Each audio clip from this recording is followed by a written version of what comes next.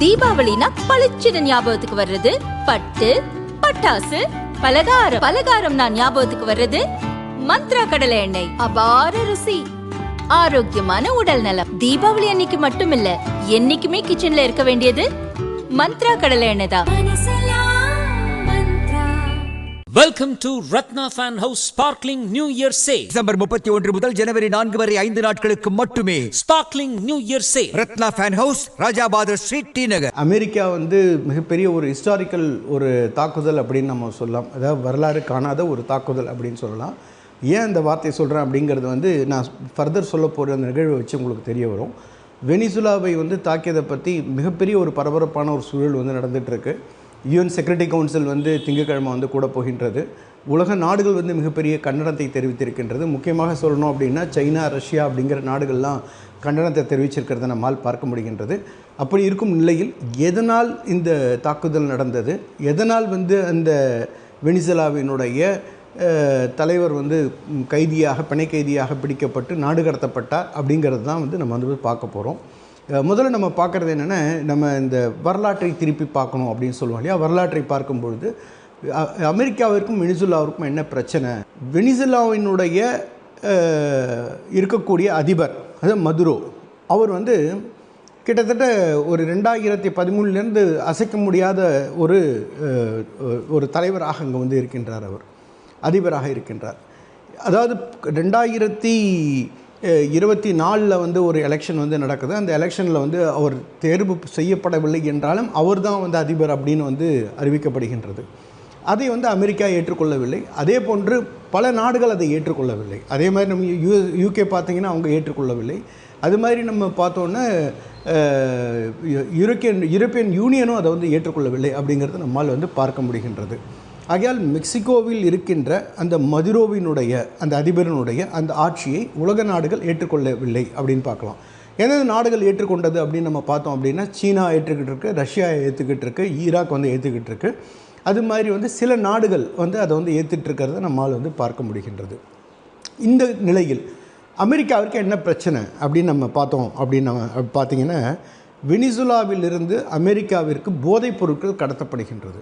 பல வருடங்களாக பெரிய கேங் அங்கே நெட்வொர்க் இருக்குது. அந்த நெட்வொர்க் என்ன செய்து போதைப் பொருட்களை ரீஃபைன் பண்ண ஒரு போதைப் பொருளாக அமெரிக்காவிற்கு கடத்தி கொண்டு வரப்படுகின்றது. அங்கே அவங்க டிஸ்ட்ரிபியூஷன் நெட்வொர்க் இருக்குது. அங்கே இருக்கக்கூடிய மக்களை மிகப்பெரிய அளவில் பாதிப்பை ஏற்படுத்தியிருக்காங்க. நீங்கள் வீடியோலாம் பார்த்தீங்கன்னா, அமெரிக்காவினுடைய பல இளைஞர்கள் பல மக்கள் அந்த போதைப் பொருளுக்கு அடிமையாகி ரோடுலேயே அவங்க விழுந்து கிடக்கிறது, அது மாதிரி விஷயத்தெல்லாம் நம்மால் பார்க்க முடிகின்றது. அதையும் தாண்டி நிறையா வெப்பன்ஸு, அதாவது இல்லீகல் துப்பாக்கிகள் அதை தயாரித்து அதை அமெரிக்காவுக்குள் கொண்டு வருது. அவர்களுடைய சட்டம் ஒழுங்கையும் மக்களினுடைய நலனையும் பாதிக்கக்கூடிய நிலையில் இந்த செயல்பட்டது அப்படின்னு நம்மால் பார்க்க முடிகின்றது. ஸோ ட்ரம்ப்பினுடைய முதல் ஆட்சி காலம் அப்படின்னு நம்ம பார்த்தோம் அப்படின்னா, அப்பொழுதே அவர் மிகப்பெரிய ஒரு ஸ்டாண்ட்ஸ் எடுத்தார். வெனிசுலாவினுடைய அந்த அதிபர் மதுரோவை பற்றி தகவல் கொடுப்பவர்களுக்கு 125 கோடி ரூபாய் நாங்கள் கொடுக்கின்றோம் அப்படின்னு கொடுத்தார். அப்போயே அவர் பிளான் போட்டுட்டார், ஸ்கெட்ச் போட்டாச்சு. அதுக்கப்புறம் அடுத்த டேர்மில் ட்ரம்ப் வரல, வந்திருந்தால் இந்த நிகழ்வு, இன்று நடந்த நிகழ்வு அவருடைய செகண்ட் டேர்ம்லேயே நடந்திருக்கும். பைடன் காலத்தில் அதே தான் அவர்களுடைய ஸ்டாண்டாக இருந்தது.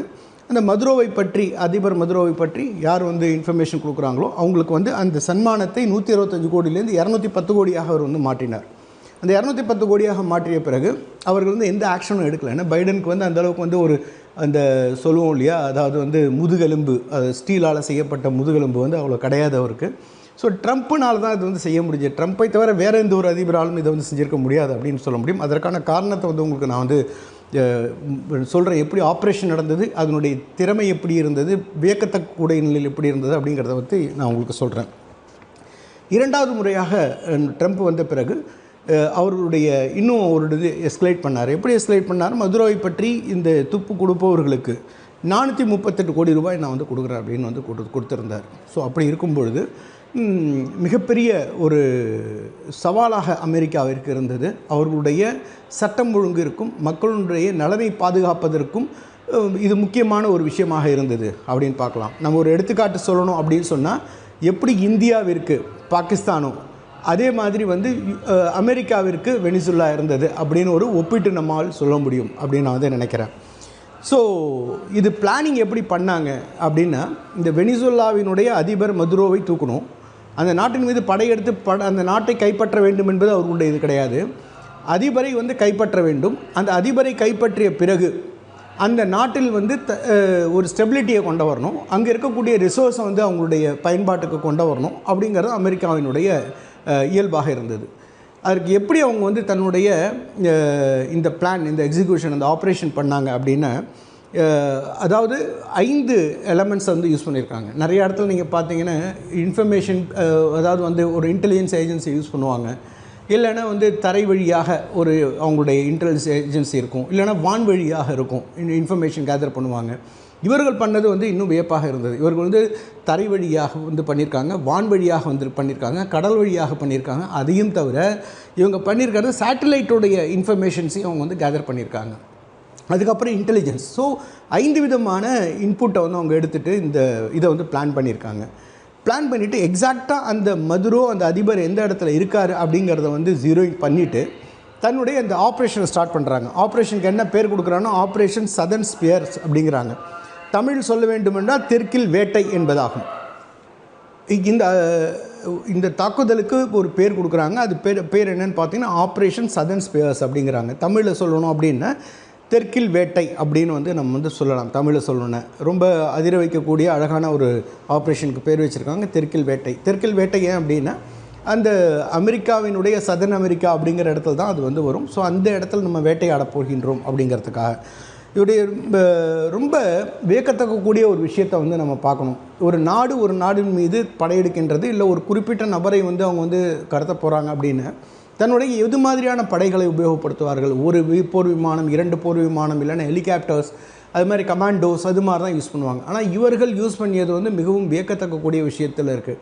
என்ன அப்படின்னு நீங்கள் பார்த்தீங்கன்னா, இவர்களுடைய 20 விமான தளங்களிலிருந்து 150 போர் விமானங்களை 5 இடங்களில் சென்று அவர்கள் தாக்கியிருக்கின்றார்கள். எவ்வளோ இடத்த தாக்கியிருக்காங்கன்னா 5 இடங்களை தாக்கியிருக்கின்றார்கள் வெனிசுலாவில். எங்கெங்கே அப்படின்னு கேட்டிங்கன்னா அவர்களுடைய வந்து விமான தளம், அது மாதிரி நம்ம பார்த்தோன்னா அவருடைய கப்பல் தளங்கள், அதுக்கப்புறம் பார்த்தீங்கன்னா கம்யூனிகேஷன் ஹப்பு, அதுக்கப்புறம் நீங்கள் பார்த்தீங்கன்னா அவர்களுடைய அந்த அதிபர் மதுரோ இருந்த இடம், அப்புறம் வந்து இராணுவத்தினுடைய தளங்கள் அப்படின்னு 5 இடங்களை வந்து அவர்கள் வந்து குறிவைத்து தாக்கியிருக்கின்றார்கள். இரவு 1 மணிக்கு தாக்கல் வந்து தொடக்கப்பட்டது. 2 மணிக்கு வந்து மதுரோவை அவர்கள் வந்து கைப்பற்றி விட்டார்கள். அவருடைய போர் விமானம் ஹெலிகாப்டர் மூலமாக அவர்கள் வந்து அவரை எடுத்து சென்று விட்டார்கள். இவர் எப்படி வந்து நியூயார்க்குக்கு கொண்டு போனாங்க அப்படிங்கிறது வந்து மிகவும் ஒரு பெரிய ஒரு வியக்கத்தக்க ஒரு விஷயமாக தான் பார்க்க முடிகின்றது. எப்படி நம்மளுடைய சினிமாவில் காமிப்பாங்களோ, ஒரு ரவுடியை பிடிச்சிட்டு ஒரு ஊரில் இன்னொரு ஊருக்கு கொண்டு போய் அதே வேனில் வச்சு அடுத்த நாள் காலையில் கொண்டு போய் போலீஸ் ஸ்டேஷனில் இறக்குற மாதிரி, 24 மணி நேரம் கழித்து கொண்டு போய் இறக்குற மாதிரி இவரை வந்து கேப்சர் பண்ண உடனே இவர் வந்து கரிபியன் சீயில் இருக்கக்கூடிய ஒரு நேவல் ஒரு பேஸுக்கு கொண்டு போகிறாங்க, ஒரு ஷிப்புக்கு கொண்டு போகிறாங்க. அது எந்த இடங்கிறது வந்து தெரியல, லொக்கேட் யாராலையும் பண்ண முடியல. அங்கேருந்து மறுபடியும் எடுத்துக்கொண்டு போயிட்டு பக்கத்தில் இருக்கக்கூடிய அவர்களுடைய நேவல் பேஸுக்கு கொண்டு போகிறாங்க. நேவல் பேஸ்லேருந்து நியூயார்க்கினுடைய ஏர்பேஸுக்கு கொண்டு போகிறாங்க. மொத்தம் பார்த்திங்கன்னா 3300 சில்லற கிலோமீட்டர் வந்து அவர் வந்து பயணம் செய்ய வச்சுருக்காங்க. ரொம்ப சேஃபாக அவரை வந்து அந்த வித்தின் ஹவருக்குள்ளே அவரை ஐடென்டிஃபை பண்ணி அவரை கேப்சர் பண்ணி அவங்களுடைய ஹெலிகாப்டரில் உட்கார வச்சு அந்த வழி வந்து யாராலையும் ட்ராக் பண்ண முடியாத அளவுக்கு அதை வந்து கொண்டு போய் அவங்க நியூயார்க்கினுடைய இடத்துல கொண்டு போய் இறக்கிடுறாங்க. இப்போ இதனுடைய இந்த அதிபரை வந்து கைப்பற்றியாச்சு, மதுரோவை கைப்பற்றியாச்சு, அவருடைய மனைவியை கைப்பற்றியாச்சு. இப்போ எங்கே கொண்டு போயிருக்காங்கன்னா மெட்ரோபாலிட்டன் அவங்களுடைய ப்ரிசன் சென்டர் ஒன்று இருக்குது, அந்த சென்டரில் அவங்களை கொண்டு போயிட்டாங்க. இவருக்கு மீது என்னென்ன வந்து விதிக்கப்படுகின்றது அப்படின்னு நீங்கள் பார்த்தீங்கன்னா, ட்ரையல் வந்து பண்ணுறாங்க அவங்களுடைய கோர்ட்டில். என்னென்ன விதிக்கப்படுகின்றது அப்படின்னா, அவங்களுடைய நாக்ரோட்டிக்கோடைய அந்த இது போதைப் பொருட்களினுடைய அந்த சட்ட விதிகள் எல்லாம் அவர் மேலே வந்து போடுறாங்க. இவர் தான் வந்து அந்த தொழிற்சாலைகளை வைத்து அவருடைய நாட்டிற்குள் இந்த விஷயத்தை வந்து கொண்டு வந்திருக்காரு. அதையும் தாண்டி பல வந்து குழுக்களை, தீவிரவாத குழுக்களை அவர் வந்து ஏற்படுத்தியிருக்காரு. அங்கிருந்து ஆயுதங்களை வந்து கொண்டு வந்திருக்காரு அமெரிக்காவுக்குள்ளே. பல பல விஷயங்கள் அவங்கள்ட்ட நடந்திருக்கு. பல தாக்குதல், சின்ன சின்ன தாக்குதல் நடந்திருக்கு. நிறையா மக்கள் வந்து போதைப் பொருளால் வந்து அவதிப்பட்டிருக்காங்க. நிறையா நம்ம வீடியோவில் பார்க்க முடிகிறது. எக்கச்சக்கமான பேர் வந்து போதைப் பொருள் சாப்பிட்டுட்டு கீழே மயங்கி விழுந்ததெல்லாம் நம்மால் பார்க்க முடிகின்றது. அது மாதிரி இருக்கிறதுக்கு காரணமாக பொதுமக்களினுடைய அந்த சுகாதாரம், அவருடைய வந்து வாழ்வியல், அப்புறம் நாட்டினுடைய அந்த சட்டத்திற்கு புறம்பாக செயல்பட்டதால் அவர்கள் மீது அவர்கள் படையெடுத்து அதற்கு காரணமான அதிபர் மதுரோவை கொண்டு வந்துட்டாங்கன்னு நம்மால் பார்க்க முடிகின்றது. இப்போ இது நடந்ததுனால் என்ன வந்து விளைவுகள் ஏற்படுகின்றது அப்படின்னு நம்ம வந்து பார்க்கலாம். பக்கத்தில் வந்து கொலம்பியா இருக்குது. அந்த கொலம்பியா வந்து என்ன சொல்லுது, உடனே யூஎனில் செக்யூரிட்டி கவுன்சிலில் போயிட்டு நீங்கள் உடனடியாக கூட்டத்தை வந்து கூட்ட வேண்டும், செக்யூரிட்டி கவுன்சிலை வந்து கூட்ட வேண்டும் அப்படின்னு வந்து கொடுக்குது. இப்போ கொலம்பியாவும் இவங்களும் 2 பேரும் ரொம்ப கூட்டா அப்படின்னா அது கிடையாது. 2 பேரும் எலியும் புலியும் மாதிரி. அப்படி இருக்கும்பொழுது கொலம்பியாவுக்கு எங்கேருந்து வந்து ஒரு பக்கத்தில் இருக்கிற நாட்டுக்கு வந்து ஏன் வந்து சப்போர்ட் பண்ணி ஏன் வந்து செக்யூரிட்டி கவுன்சிலுக்கு வராங்க அப்படின்னு நம்ம வந்து பார்க்கலாம். இல்லை ஒன்று வந்து ஜியோ பொலிட்டிக்ஸ். அதாவது வந்து இது மாதிரி இந்த இடத்துல நடக்க போகுது அப்படிங்கிறது சீனாவிற்கு ஆல்ரெடி தெரியும். ஏதோ அமெரிக்கா ஒரு பெரிய ஒரு பிளான் பண்ணுது, நிச்சயமாக மதுரோவை விடமாட்டாங்க, அவனை வந்து தூக்குவாங்க, அந்த சமயத்தில் என்ன செய்ய வேண்டும் அப்படிங்கிற ஒரு விஷயத்தை நம்மால் பார்க்க முடிகின்றது. ஸோ அந்த விஷயத்தை நாம் பார்க்கும்பொழுது என்ன நடந்தது அப்படின்னு நம்ம பார்க்கலாம். அப்படி பார்க்கும்பொழுது இந்த கொலம்பியாவை தன்னுடைய கையில் கொண்டு வந்து நீ வந்து கம்ப்ளைண்ட் கொடு, நான் அங்கே வரேன் அப்படிங்கிற மாதிரி இவர்களை வைத்து யூஎன் செக்யூரிட்டி கவுன்சில் ஒரு கம்ப்ளைண்ட் கொடுக்க சொல்லி திங்கட்கிழமை யூஎன் செக்யூரிட்டி கவுன்சில் கொடுவதற்கான முழுமையான சாத்தியங்கள் இருக்கின்றது அப்படிங்கிறத நம்மால் பார்க்க முடிகின்றது. ஸோ இது வந்து ஒரு விதமாக இருக்கலாம். இந்த கொலம்பியாவிற்கும் வெனிசுலாவிற்கும் என்ன வந்து தொடர்பு இருக்குது, சுமூகமான தொடர்பு இருக்கின்றதா அப்படின்னு நம்ம வந்து பார்க்கலாம். அவங்களுடைய வந்து பொருளாதாரம் சரிவு எப்போ வந்து வெனிசுலாவில் வந்து பொருளாதார சரிவு மிக பெருசு ஏற்பட்டதோ அப்போ வந்து கிட்டத்தட்ட 8 மில்லியன் பீப்புள் அந்த நாட்டை விட்டு வெளியேறுகின்றார்கள், வாழ முடியாமல் அந்த நாட்டை விட்டு வெளியேறுகின்றார்கள். அதில் 4 மடங்கு போய் சேர்றது கொலம்பியாவினுடைய அந்த பார்டரில் போய் செட்டில் ஆகிடுறாங்க. எல்லோரும் செட்டில் ஆன உடனே அந்த இடத்துல என்ன செய்கிறாங்க, அந்த தீவிரவாத குழுக்களை ஏற்படுத்துவது, தீவிரவாத அந்த செயல்களில் ஈடுபடுவது, போதைப்பொருள் செயல்களில் ஈடுபடுவது, அது மாதிரி வந்து ஒரு கொரில்லா போர் மாதிரி செய்வது அப்படின்னு தீவிரவாத செயல்கள் வந்து ரொம்ப அதிகமாகிடுச்சு அந்த இடத்துல. ஆகையால் கொலம்பியா வந்து என்ன சொன்னது, இதற்கு முழுமையான காரணம் வெனிசுலா தான், அங்கே இருக்கக்கூடிய அதிபர் தான் அப்படின்னு பல வருடமாக சொல்லி கொண்டு வருகின்றது. அப்படி இருக்கும்பொழுது அந்த அதிபர் அங்கிருந்து வந்து அமெரிக்கா எடுத்து செல்லும் பொழுது அந்த நாட்டிற்கு ஒரு அமைதி வரும் அப்படிங்கிற நிலையை கண்டு அந்த கொலம்பியா வந்து சந்தோஷப்படும். ஆனால் அதுக்கு அகைன்ஸ்டாக இறங்கி இருக்கிறதுக்கு என்ன காரணம்னா, அடுத்து அமெரிக்கா தன்னுடைய எல்லையில் இருக்கின்ற அந்த தீவிரவாத கும்பலை குறிவைப்பார்கள். அப்படி இருக்கும்பொழுது அந்த கொலம்பியாவினுடைய நாட்டின் மீது அமெரிக்காவினுடைய படையினுடைய பிரசன்ஸ் வந்துடும் அப்படிங்கிற அந்த ஒரு பயமும் காரணமாக இருக்கிறது அப்படிங்கிறத நம்மால் பார்க்க முடிகின்றது. இப்போ அமெரிக்க அதிபரினுடைய ஸ்டேட்மெண்ட் என்ன அப்படின்னு நம்ம வந்து பார்க்கலாம். அமெரிக்க அதிபரினுடைய ஸ்டேட்மெண்ட் என்ன, ட்ரம்ப்புடைய ஸ்டேட்மெண்ட், இந்த ஆட்சியை இப்போ இருக்கின்ற அந்த அதிபரை நாங்கள் வந்து கொண்டு வந்துட்டோம், அவரை வந்து குற்றவாளியாக எங்களுடைய கூண்டில் நிறுத்துவோம், எங்களுடைய நாட்டினுடைய என்ன நீதித்துறையினுடைய ட்ரையலோ அதுபடி அவர்களுக்கு தண்டனை கிடைக்கும். அதுக்கப்புறம் அவர் என்ன சொல்கிறார், வெனிசுலாவில் ஒரு நிலையான ஒரு அரசை உருவாக்கும் வரை நாங்கள் எங்களுடைய இன்ஃப்ளூயன்ஸை வச்சுப்போம், தேவைப்பட்டால் எங்களுடைய தரைப்படையை அங்கே இறக்குவோம், அதான் ஒரு ப்ரெசன்ஸ் எங்களுடைய கண்ட்ரோல் அந்த நாட்டை வச்சுப்போம் அப்படின்னு சொல்கிறார். இன் அதர் வேர்ட்ஸ் அப்படின்னு நம்ம சொல்லணுன்னு. அதற்கு பிறகு அங்கே இருக்கக்கூடிய கனிம வளங்கள் மிகப்பெரியது, அது வந்து $1 ட்ரில்லியன் தாண்டியது. சரியான வந்து அந்த இருக்கக்கூடிய இந்த வளங்களை எடுத்து அதை வந்து மார்க்கெட்டிங் பண்ணி ட்ரேட் பண்ணுறதுக்கு அவங்களுக்கு வந்து அந்தளவுக்கு வந்து என்ன சொல்கிறது, ஒரு பிளானிங் கிடையாது, எக்ஸிக்யூஷன் கிடையாது, நாட்டை முன்னுக்கு கொண்டு போகணும் அப்படிங்கிறது அவங்க இந்த அதிபருக்கு இல்லை. ஸோ அது மாதிரி நிலையில் இருக்கிறதுனால அவர் என்ன சொல்கிறார், எங்களுடைய எக்ஸ்போர்ட்டை வச்சு அங்கே இருக்கக்கூடிய அந்த அதாவது வந்து சொல்லணும்னா ஆயில் ரிசோர்ஸஸ் இருக்குது, அது கனிம ரிசோர்ஸ் இருக்குது, அதெல்லாம் மேம்படுத்தி நாட்டு மக்களை அங்கே இருக்கிற நாட்டு மக்களை வளமாக்குவோம், எங்களுடைய அண்டை நாடான இருக்கக்கூடிய எல்லா நாடுகளோடும் ஒரு நல்ல வளமான நாடாக உண்டாக்கி அவர்களோடு சுமூகமான அந்த உறவை நாங்கள் பேணி காப்போம் அப்படின்னு வந்து சொல்கிறாரு.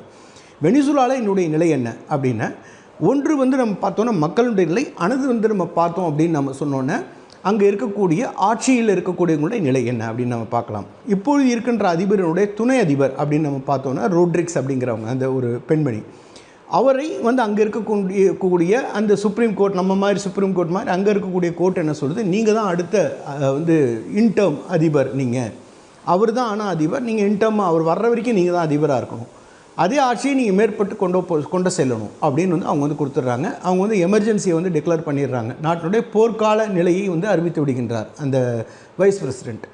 இப்போ அமெரிக்கா என்ன சொல்லுது, நாங்கள் எங்கள் கண்ட்ரோலில் வச்சுப்போங்குது. ஆனால் அவங்க கண்ட்ரோலில் வச்சுக்க முடியாத நிலையில் இப்போ வந்து இருக்கிறதுங்கிறத நம்மால் பார்க்க முடிகின்றது. அதை தாண்டி நம்ம பார்க்கும்பொழுது எப்படி வந்து அமெரிக்கா தன்னுடைய கண்ட்ரோலில் வச்சுருக்கோம் அப்படிங்கிறத நம்ம பார்க்கணும். ஏன்னா இவர் சொல்கிறப்ப இரண்டாவது தாக்குதல் தேவைப்பட்டால் நடத்துவோம் அப்படின்னு ட்ரம்ப் சொல்லியிருக்காரு. ஆகையால் அப்படி அவர்களுடைய ப்ரெசன்ஸ் அங்கே இன்ஃப்ளூயன்ஸ் கொண்டு போக முடியல அப்படின்னா இரண்டாவது தாக்குதல் நடத்துவதற்கும் வாய்ப்பு இருக்கின்றது அப்படிங்கிறத நம்ம பார்க்கலாம். அதை தாண்டி நாம் பார்க்கும்பொழுது மக்களுடைய மனநிலை என்ன, வெனிசுலாவினுடைய மக்களுடைய மனநிலை என்னென்னா மிகப்பெரிய ஒரு சந்தோஷத்தில் இருக்கின்றார்கள். எங்களுக்கு வந்து ட்ரம்ப் வந்து ஒரு மிகப்பெரிய ஒரு எதிர்காலத்தை கொடுத்திருக்கின்றார், விடிவெள்ளியை கொடுத்திருக்கின்றார், எங்களுக்கு வாழ்வை கொடுத்திருக்கின்றார் அப்படின்னு வந்து சொல்லியிருக்காங்க.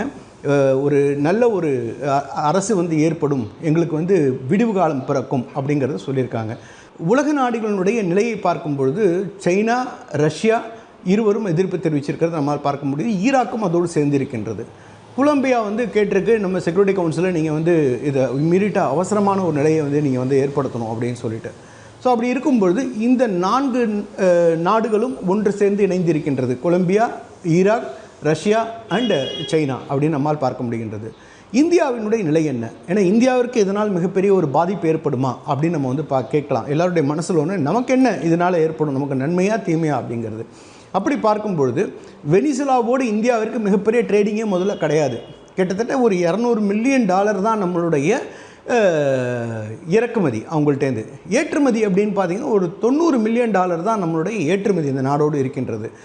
அங்கே நம்மளுடைய இருக்கின்ற ONGCயினுடைய சில வந்து ஆயில் வந்து நம்ம வந்து அங்கே இருக்கக்கூடிய கிணறுகளை நம்ம வந்து எடுத்திருக்கோம்.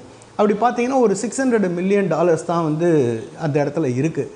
ஸோ அது சில காரணங்களால் அந்த விஷயத்தை வித்ட்ரா பண்ணி நம்ம கொண்டு வர முடியாத நிலையில் இருக்கின்றது அப்படிங்கிறத நம்மால் பார்க்க முடிகின்றது. தீர்க்க முடியாத ஒரு நிலையில் அதுவும் இருக்குது அப்படிங்கிறத நம்மால் பார்க்க முடிகின்றது. அப்படி இருக்கும் பொழுது இது மிகப்பெரிய ஒரு தாக்கத்தை இந்தியாவிற்கு ஏற்படுத்துமா அப்படின்னு நிச்சயமாக பொருளாதார ரீதியில் எதுவும் கிடையாது. இப்போ ராஜதந்திர ரீதியில் ஏதாவது மிகப்பெரிய ஒரு தாக்கத்தை ஏற்படுத்துமா அப்படின்னு நீங்கள் பார்த்தீங்கன்னா ராஜதந்திர ரீதியிலும் நமக்கு எந்த தாக்கமும் கிடையாது. ஏன்னா மிகப்பெரிய ஒரு நாடோ ஒரு இன்ஃப்ளூயன்ஸ்டான ஒரு நாடோ அது வந்து கிடையாது. ஆகையால் நமக்கு வந்து தேவை ஒரு நல்ல ஒரு சுமூகமான அமெரிக்காவினுடைய ஒரு நட்பு. ஏன்னா எப்படி இருந்தாலும் நமக்கு அமெரிக்காவுடைய நட்பு என்பது நமக்கு எப்பொழுதுமே தேவைப்படும். ஏன்னா பொருளாதார முன்னேற்றத்திற்கும் மற்ற முன்னேற்றத்திற்கும் நமக்கு வந்து தேவைப்படும். அதே மாதிரி அமெரிக்காவிற்கும் இந்தியாவுடைய உதவி நமக்கு தேவைப்படும். அப்படி இருக்கும்பொழுது தற்பொழுது இந்தியா அமைதியை காக்கின்றது அப்படின்னு தான் வந்து பார்க்க முடிகின்றது. ஆகையால் மிகவும் அழகான ராஜதந்திர ஒரு நிலையை இந்தியா கடைபிடிக்கின்றது. தன்னுடைய நாட்டு நலனிற்காகவும் தன்னுடைய மக்களின் நலனிற்காகவும் கடைபிடிக்கின்றது அப்படிங்கிறத நம்மால் பார்க்க முடிகின்றது.